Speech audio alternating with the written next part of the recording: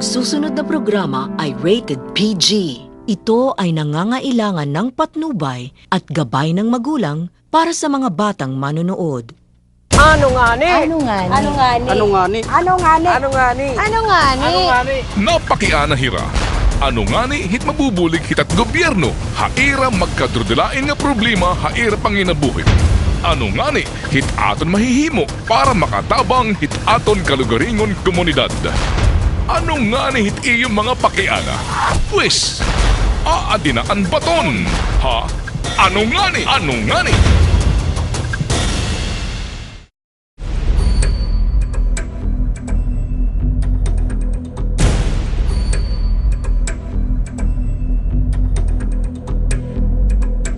Istoryahon ang ginsisiring ng end of the world. May daiba-iba nga prediksyon nga na propesiya. Kung pagbabasihan ang Mayan kalendar, Disyembre 21, tuig 2012, magtatapos na daw ang kalibutan. Hinimanggod daw nga adlaw magkaka-aden alignment o magtututrupong itong adlaw, Milky Way nga nitong kalibutan. Sumalahan mga eksperto, posible daw ini magresulta ang pagbalyuay North ng South Pole, nga gintutuuhan magkakausa hindag ko nga kalamidad. Bisan ang makabago nga teknolohiya, ipinaagin World Wide Web, Disyembre 21, tuig 2012 gihapon, ang pizza nga gintutudlok nga katapusan daw itong kalibutan. Iniyan gumawa sa Webbot Project. Hamang nga na-experiensyahan nga mga kalamidad, sugad itong tsunami, babaha, landslide nga makusog nga linog, nangangaruyag sidngon ba ini nga aadi na iton mga sinyalis nga matutod na ba iton mga prediksyon? Katapusan nga adlawan Agosto, idahan ginbanyo gin magnitude 7.6 nga linog ang sinirangan Visayas. Damuan nalisang nabaraka nga nagpakiana kung ini na ba iton katapusan. First time ba nga makusog bahiya tapos basta makahadlok ka. Tapos yan na lang nga kita ginabot yung nervyos.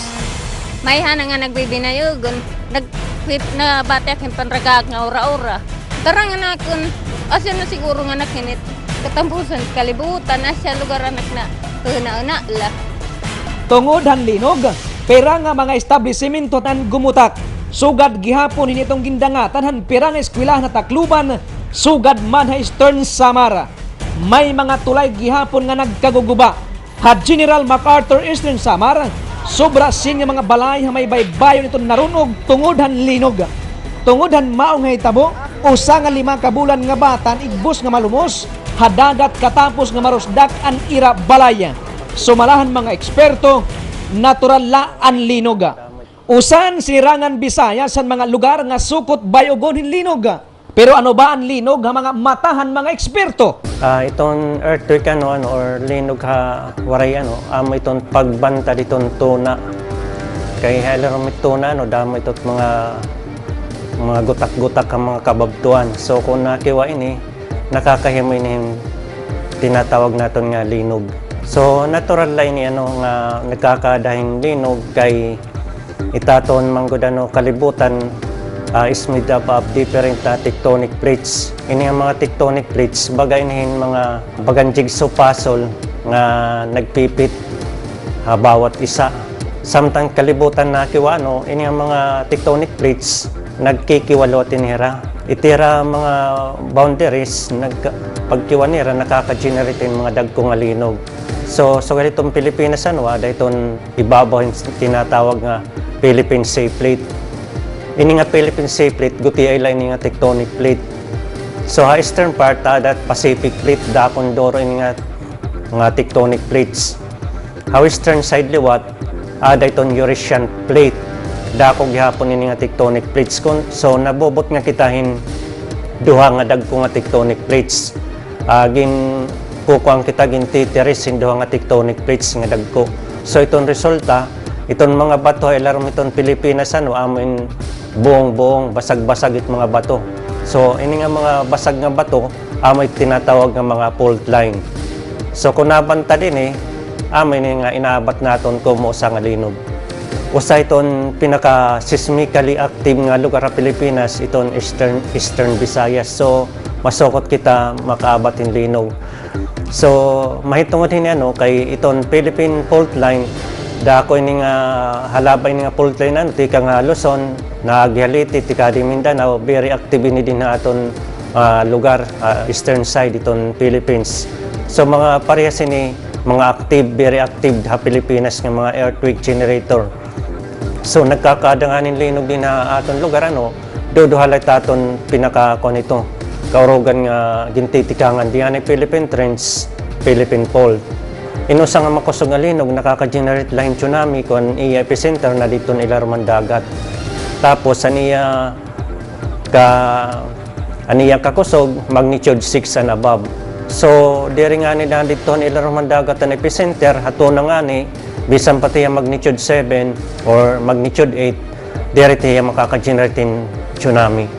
Siyahan na nga ginpasabutan Phibox nga maabotin yunukot nga mga aftershocks anaba ton hariyon katapos ang linog didahan Agosto 31. So kada adlaw ano may nare-record kita nga linog. So din nga Pilipinas ano itong average naton mga 22 quakes per day. Nare-record itong Phibox pero kaurugan di rin naton inaabat. Din mo sa nga linog ano nagkakadan aftershock kung makusog ito hiya. Kay itong mga bato dito ilarom, nagkakadapat ito nihirahin pag-readjust. Kung sa nga portion ng fault line na banta diya, so nagkakada ito yan chain reaction. Ang mga sapit ng mga gutak nga bato, naduduso ito yan, nakibabantad. So amoy ni nga nahihimo nga aftershock. So tugtog nga na-stable utro ang kabutangan ng mga bato ay ilarom, amoy ito't pag-undang liwat iton linog at mga aftershock. Katapos ang linog, hamay dulong Eastern Samar, napausangan na barakan pira nga mga residente, didahan may madiskubrihan nga upat nga buho. Ginkumpirma naman initon Mines and Geosciences Bureau nga iniin mga sinkhole. Karoon ng earthquake na-agitate siya. So yung cracks niya medyo lumaki hanggang sa totally magkaroon ng draining of the sandstone sand origin na bumaba siya doon sa small hole na yun. Diri sugan han bagyo nga bahanga nasasabdan kung sano maabot, hastaya na waray pa produktuhan siyensya nga teknolohiya nga makakagsumat kung hinungan diin maabot ang makusog nga linog. So waray pa ito nakaka-predict ano, bisa na US and Japan kay itong mga earthquake prediction makore ito kay di para bagyo ano nga nakikita sa satellite adi igbaw itong linog adi tilarm ito na waray kita way para makita naton itong mga kabutangan itong fault line na ilarom ganitong baga era kondisyon.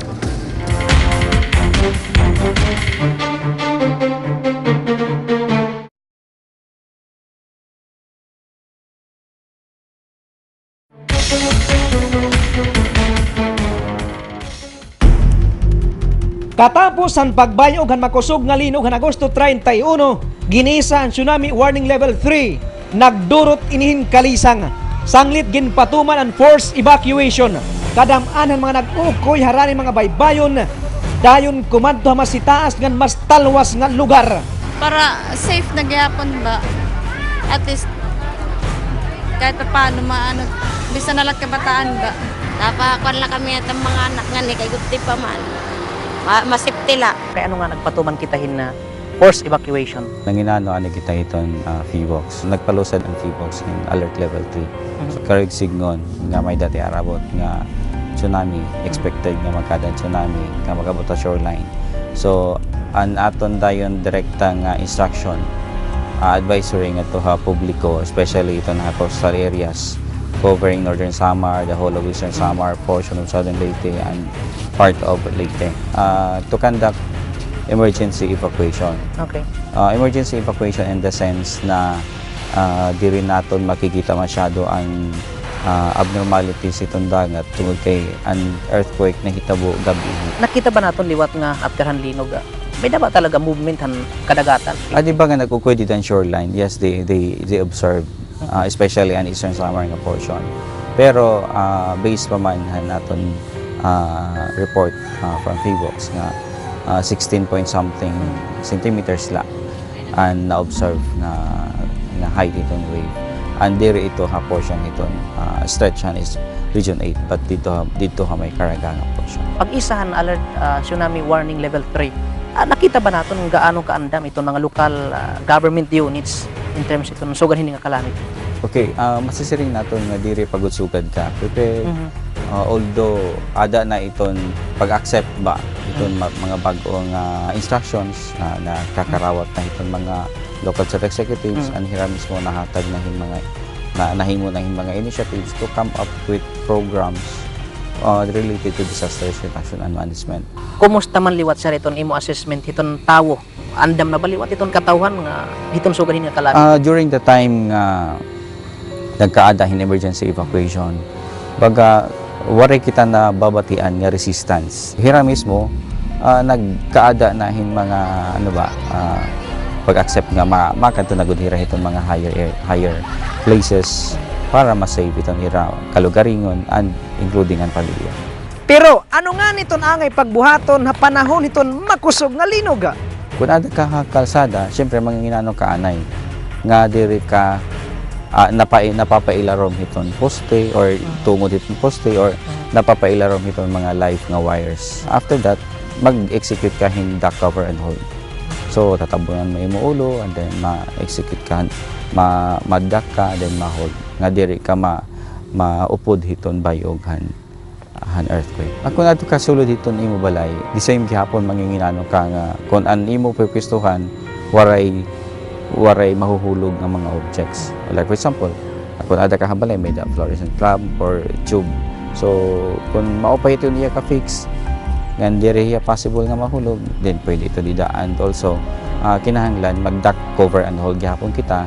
Kung may da natin sturdy madigon nga table, then pwede kita pumailarom ito nga table. Until such time nga mag-stop and shaking, then magawas kita nga ito itong open area. Kung ada ka sa sakyan, nagda-drive ka, for example, itong sakyan, and talabok ka itong tulay, kinahanglan nag-stop mo anay itong sakyan. Diri ka anay mapadayon paglapos itong tulay. Ang tendency dida, kung makusog talaga itong earthquake, pangin mag-collapse ang tulay, and diri ka mauupod kung diri ka lumahos. Siyempre, manginano ka anay nga di waray crack itong tulay before ka mag-diretsyo pagtabo. Kung ato ka itong bakanting area, usa ito nga area nga safe kita. Not unless may iba nga mga insidente nga mahitabo nga magkaadahin mga sinkholes or sinkholes right after, and then kung mag-crack itong tuna. So, asa ini ang mga secondary hazards itong earthquake. So, kung ada ka itong open field, most probably magiging safe ka rin but then you still have to execute the cover and hold. Pero labot lahan linog, damo pa mga kalamidad nga angay pag-andaman, sugadhan babaha, tsunami ngan landslide. Tuig 1991, tungodan haros waray wantas nga pag-inuran, sobra 6,000 nga mga kinabuhi ang naawatan flash flood ha urmok. Pebrero tuig 2006, sobra 1,000 naman nga mga mulupyo na mataya. Lakip na ang sobra 200 nga mga estudyante nga gintutuuhan na lubong nga buhi pa ha barangay Ginsaugon, St. Bernard, Southern Leyte, tungod han landslide. Magnitude 2.6 nga linog ang bumayog hantong adlaw sa Southern Leyte. Pero antes sini, napulo liwat ka adlaw nga haros waray hunong ang pag-inuran. Iniinduhala itong pinakadagko nga kalamidad nga nahipati kakasaysayan itong nasod tungod itong kadamuhan ihap nga mga nagkaawat nga kinabuhi. Ngan diri kita angay nga humirayo pa. Nidahan Marso yan na lang nga tuig, siyang magkinabuhi ang nawat lakip na din itong usa nga pamilya nga nalubong nga buhi pa may kabalawan din hatakluban. Ini nga mga kalamidad, nagtutduhin damo nga leksyon ha publiko sugad man han gobyerno. Actually, nagkahatag kasi most often na-observe natin itong mga, especially mga Filipino, bagan kung may daan na sample, then that's the time nga mag-ios na kita. Pero sana, diri sugad ito natin magiging mindset nga unta mag-shift na kita into proactive na kung diin manginano anay kita kung talagaan mga specific hazards within the locality and kung mababaroan na natin ito, then that's the time nga maghimo na kita appropriate plans. Adto sa nga imo nga gin-mention nga mga hazard, epekto na ba nito gitatawag ng climate change? Tungod itong geographical location, han Pilipinas and specifically han Region 8. So asya ini ang mga particular hazards and na-increase ini tungod han climate change. Na-increase ani frequency tungod han climate change. So like for example, ang flooding frequent na hiya nga naabta aton tungod hiton climate change. So mas damon ang oran ang nabuhos. So kung sugat hito ang mga nabo, dako ang possibility for flooding.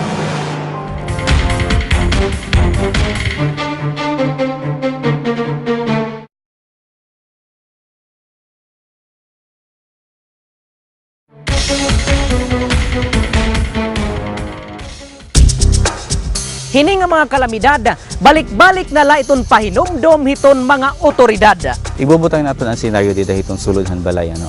So, dito hitong suludhan balay, kinahanglan magkada na kita yung family disaster preparedness. So, dito family disaster preparedness, kinahanglan natin na ma-identify itong specific hazard. Like for example, magkada yung flooding. So, ano ang bubuhaton? Ano ang responsibility han kada member han family? So, like for example, may din natin mga may tiarabot nga bagyo ang mag-result yahin ang kusog nga oran and will further result to flooding. So kinahanglan ang usa nga pamilya mag-andam na hin mga bado at least good for 3 days, mga pagkaon nga diri madali madaot. So at least good for 3 days bugas upod na ito. Medicine and syempre ang mga important documents nakabalot na yung cellophane. So, ini nga mga importante nga documents, kinahanglan upod ini iton atong preparation. And kinahanglan gihapon may da mag-asikaso. Like for example, kung may da kita upod nga mga elderly dito itong suluyan balay, kinahanglan naka-designate na kung hino ang maalalay.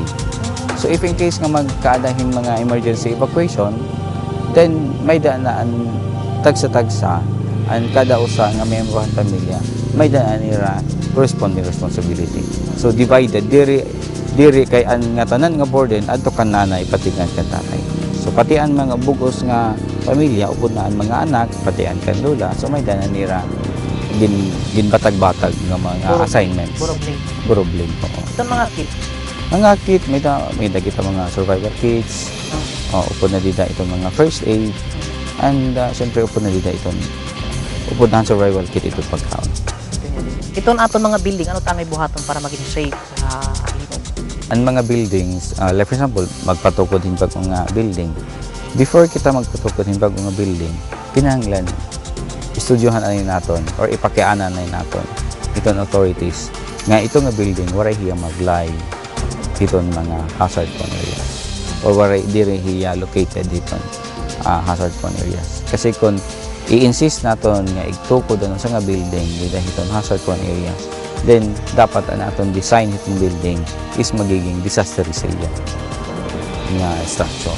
So like for example, kung ano sa nga area is a flooded area, then may dito mga engineering interventions para diri maapektuhan itong flooding.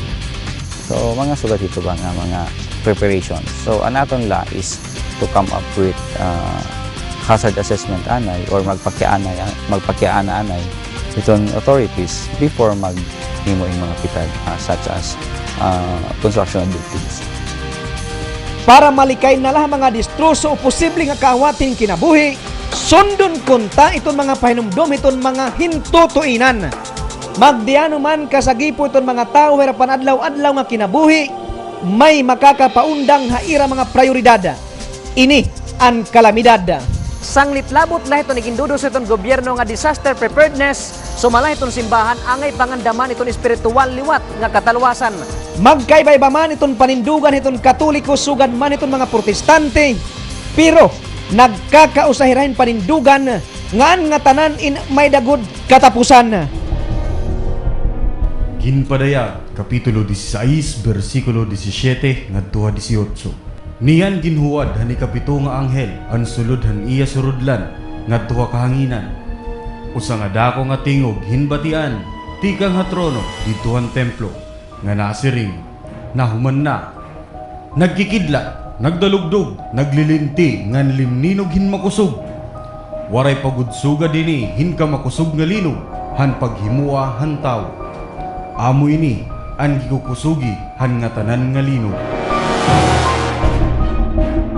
ngan bisan kung sinisiri nga nagkakaibagudan panindugan han siyensya ngan simbahan, may mga eksperto gihapon han siyensya nga nasuporta gihapon hini. We can only talk on scientific with scientific basis. Pero walang relation niya sa end of the world. No, para maintindihan natin mga kababayan na yung what is really happening now is not related to the end of the world. Maaring ito ay science lamang, pero it's not within this year, December 12, 2012 will be the end of the world. No. Kung makada kita ha Biblia, Mateo 24:26, nasiring dito, paray bisan nino nga tao maaram anghel nga ato langit, bisan ni Kristo ang anak diya maaram kung diri ang anghela. So ha Biblia waray pitsa nga gimbutang kung sano katapusan itong kalibutan. Siring ladida, waray tao nga maaram pinapagbantay la kita. May da mga tigaman good man ay ginhatag ni Jesus Christ kabahin han katapusan hang panahon. Siring niya magkakaadahin mga linog, yung mga gira, yung mga rumo sa buwars, mga kamatay. Ito, tigaman ito han katapusan nga panahon. Pero siring niya Mateo 24 versikulo 8 na rin, basahon tanganin ito. Siring niya dito, itong tinikangan pala ini, hit kasakit naton. So, nagtitikang pala kita yan na kasakit naton, hit katapusan nga panahon. Itong simbahan naton nga, itong kalibutan matatapos. Ngayon nga aton nga physical na kalibutan naton, may napagkagunaw gyapon niya. Pero itong kuanla, nga warilat dito simbahan, gitututo kung saan ini maabot. Kaya bisan nga nigit pakyanan ni Kristo kung saan maabot na siya, dirito ni Hakon. Ang amay lang ito tumaram ito kung saan ito niya maabot. Sanglitan ko na itong simbahan nga magtudlo lang nga kinalat pangandaman nato nga pag-abutan katapusan kalibutan. Well, it is again stated in the book of Revelation na bago ko naman nanabuan sa rin pa end times, may mga sa rin pa ma-experience sa liwat. Masinati ng mga gubat, gutom, mga natural disasters.